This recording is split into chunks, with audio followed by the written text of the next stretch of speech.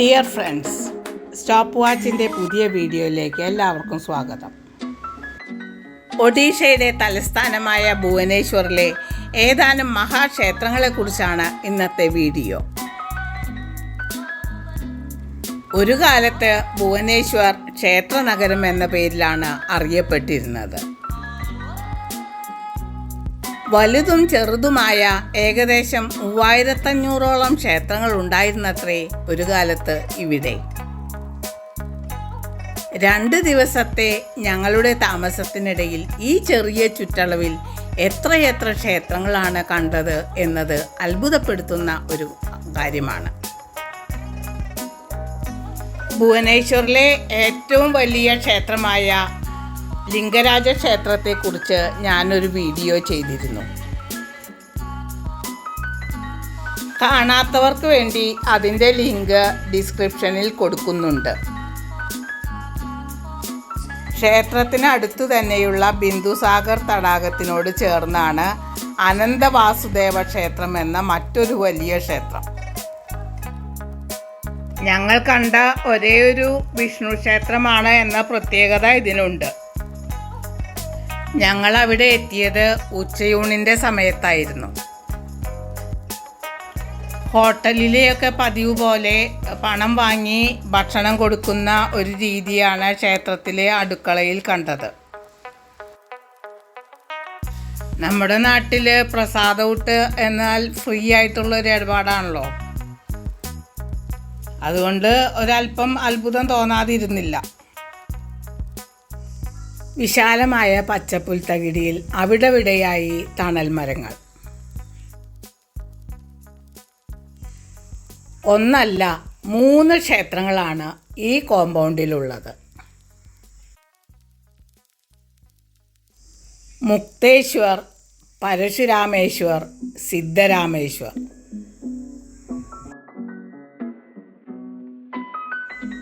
പേര് 3 ആണെങ്കിലും പ്രതിഷ്ഠ ഒന്നു തന്നെയാണ്. ശിവനാണ് 3 പ്രതിഷ്ഠ. 10ാം നൂറ്റാണ്ടിനും 11ാം നൂറ്റാണ്ടിനും ഇടയിലാണ് മുക്തേശ്വർ ക്ഷേത്രം നിർമ്മിച്ചത്. സോമവംശി രാജവംശത്തിലെ യയാതി 1 രാജാവാണ് മുക്തേശ്വർ ക്ഷേത്രം നിർമ്മിച്ചത് എന്നാണ് വിശ്വാസം. പരശുരാമേശ്വര ക്ഷേത്രത്തിനും മുക്തേശ്വര ക്ഷേത്രത്തിനും ഇടയിലായി സിദ്ധരാമേശ്വര ക്ഷേത്രം. ജെം ഓഫ് ഒഡീഷ്യൻ ആർക്കിടെക്ചർ എന്നാണ് മുക്തേശ്വര ക്ഷേത്രം അറിയപ്പെടുന്നത്.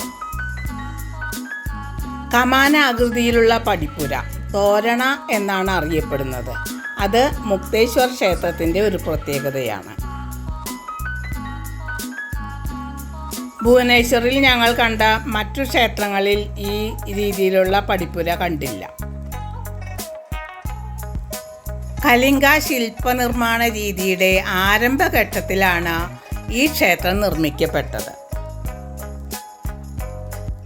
ഉത്തരേന്ത്യയിലെ നഗാര രീതിയുടെയും ദക്ഷിണേന്ത്യയിലെ ദ്രാവിഡ രീതിയുടെയും ഒരു സംഗമമാണ് കലിംഗ ശില്പനിർമ്മാണ രീതി.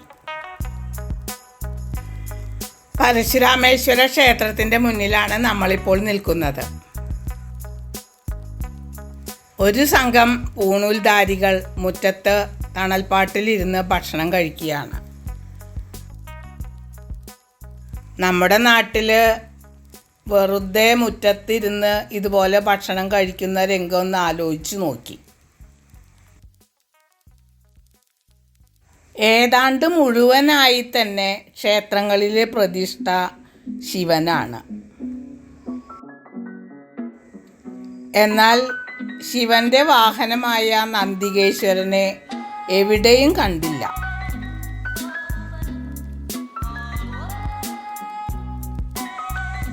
മുക്തേശ്വർ ക്ഷേത്രത്തിൻ്റെ അടുത്ത് തന്നെയാണ് കേദാർ ഗൗരി ക്ഷേത്രം. പേര് സൂചിപ്പിക്കുന്നത് പോലെ ശിവനും പാർവതിയും ആണ് മുഖ്യ പ്രതിഷ്ഠ. കേദാർനാഥനും ഗൗരിയും തമ്മിലുള്ള പ്രണയം ഒഡീഷ ഭാഷയിലെ വിവിധ സാഹിത്യകൃതികൾക്കും സിനിമയ്ക്കും സീരിയലിനും നാടകങ്ങൾക്കുമെല്ലാം ഇതിവൃത്തമായിട്ടുണ്ട്. മറ്റു ക്ഷേത്രങ്ങളിൽ നിന്നും വിഭിന്നമായി വെണ്മയുടെ പ്രതീകമാണ് കേദാർ ഗൗരി ക്ഷേത്രം. അടുത്തതായി ഞങ്ങൾ പോയത് ഭാസ്കരേശ്വര ക്ഷേത്രത്തിലേക്കാണ്. പച്ചപ്പട്ട് വിരിച്ച പോലെയുള്ള ക്ഷേത്രമുറ്റം വളരെ സുന്ദരമായൊരു കാഴ്ച തന്നെ. കലിംഗ ശില്പനിർമ്മാണ രീതിയിൽ പീഡാഡിയൂള എന്നറിയപ്പെടുന്ന തരത്തിലുള്ള മേൽക്കൂരയ്ക്ക് ഉദാഹരണമാണ് ഭാസ്കരേശ്വര ക്ഷേത്രം. പിരമിഡിൻ്റെ ആകൃതിയിൽ അടിഭാഗം വളരെ വിസ്തൃതമായും മീതേക്ക് പോകുന്തോറും കൂർത്ത് അവസാനിക്കുന്ന തരത്തിലുള്ള മേൽക്കൂരയാണ് ഇവിടെ കാണുന്നത്. ക്ഷേത്രത്തിന് 2 നിലകളുണ്ട്. ഭാസ്കരേശ്വരനായ ശിവനാണ് പ്രതിഷ്ഠ.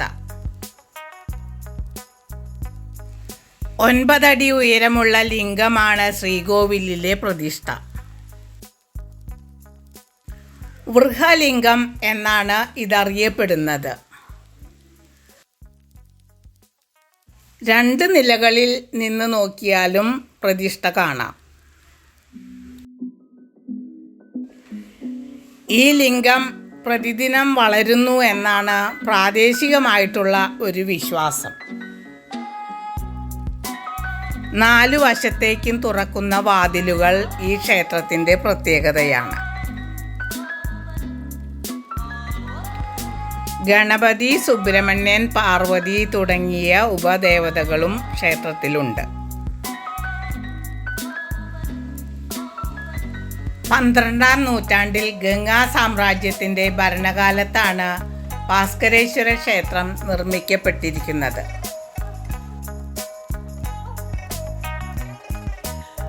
ഭാസ്കരേശ്വര ക്ഷേത്രത്തിൻ്റെ എതിർവശത്ത് ഉള്ളിലേക്ക് മാറിയുള്ള ബ്രഹ്മേശ്വര ക്ഷേത്രത്തിലേക്കാണ് നമ്മളിപ്പോൾ എത്തിയിരിക്കുന്നത്. കലിംഗ ക്ഷേത്ര നിർമ്മാണ രീതിയിലെ 2 പ്രധാന തരത്തിലുള്ള ഗോപുരങ്ങൾ നമുക്കിവിടെ കാണാം. ലിംഗരാജ ക്ഷേത്രത്തിൽ കണ്ടതുപോലെ വളരെ ഉയരത്തിലുള്ള ഗോപുരം, അതിൻ്റെ മീതെ വൃത്താകൃതിയിലുള്ള ഒരു സ്തംഭം, അതാണ് രേഖാഡിയൂള. ഇപ്പുറത്തുള്ള 2-ാം ഗോപുരം പീഡാഡിയൂള എന്നതിന് ഉദാഹരണമാണ്. ഭാസ്കരേശ്വര ക്ഷേത്രത്തിലും മറ്റും കണ്ടതുപോലെയുള്ള മേൽക്കൂരയാണ് ഇത്.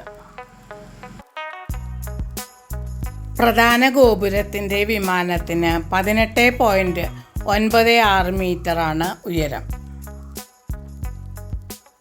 ക്ഷേത്രത്തിൻ്റെ ഗോപുരങ്ങളും ചുവരുകളും കൊത്തുപണികളാൽ സമൃദ്ധമാണ്. 9-ാം നൂറ്റാണ്ടിൽ രാജ്യം ഭരിച്ചിരുന്ന സോമവംശി വംശത്തിലെ പ്രദ്യോതകേസരിയുടെ മാതാവായിരുന്ന കൊലാവതി ദേവിയാണ് ക്ഷേത്രം നിർമ്മിച്ചത്.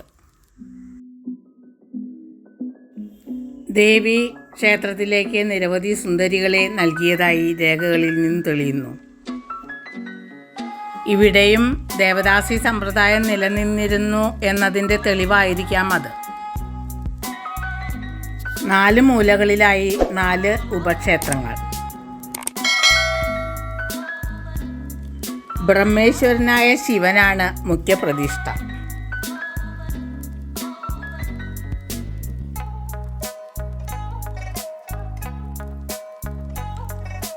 ലവ് ടെമ്പിൾ എന്നും പേരുള്ള രാജാറാണി ക്ഷേത്രത്തിലാണ് നമ്മളിപ്പോൾ എത്തിയിരിക്കുന്നത്. 11-ാം നൂറ്റാണ്ടിലാണ് ക്ഷേത്രം നിർമ്മിക്കപ്പെട്ടിരിക്കുന്നത്. ആർക്കിയോളജിക്കൽ സർവേ ഓഫ് ഇന്ത്യയാണ് ക്ഷേത്രത്തിൻ്റെ നടത്തിപ്പുകാർ. വിദേശികൾക്ക് 200 രൂപയും തദ്ദേശീയർക്ക് 15 രൂപയുമാണ് പ്രവേശനത്തിനുള്ള ടിക്കറ്റ് നിരക്ക്.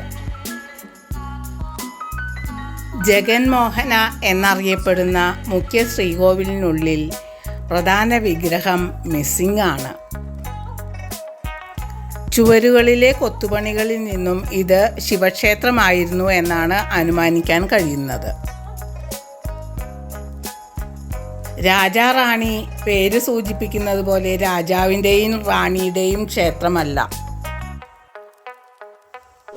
ക്ഷേത്രം നിർമ്മിച്ചിരിക്കുന്നത് ചുവപ്പും മഞ്ഞയും നിറമുള്ള പ്രാദേശികമായി രാജാറാണി എന്നറിയപ്പെടുന്ന ഒരു തരം കല്ലുകൊണ്ടാണ്.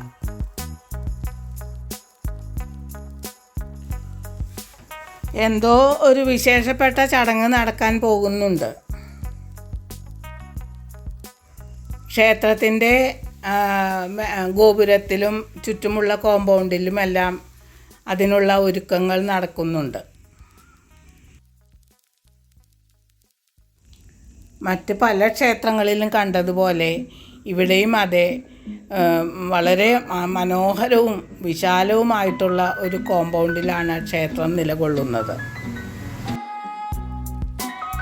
ക്ഷേത്ര കോമ്പൗണ്ടിൻ്റെ ഒരു പ്രത്യേകതയായിട്ട് എനിക്ക് തോന്നിയത് ധാരാളമായിട്ട് കടമ്പു മരങ്ങളുണ്ട്.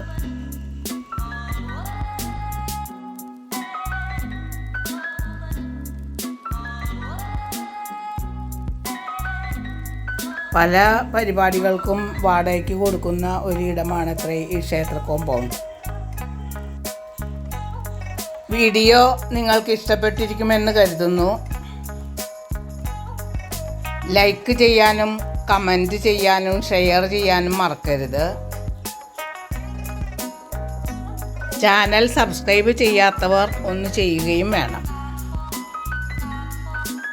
ഇനി മറ്റൊരു വീഡിയോയുമായി വീണ്ടും കാണുന്നത് വരേക്കും ഗുഡ് ബൈ. ശ്രീലത.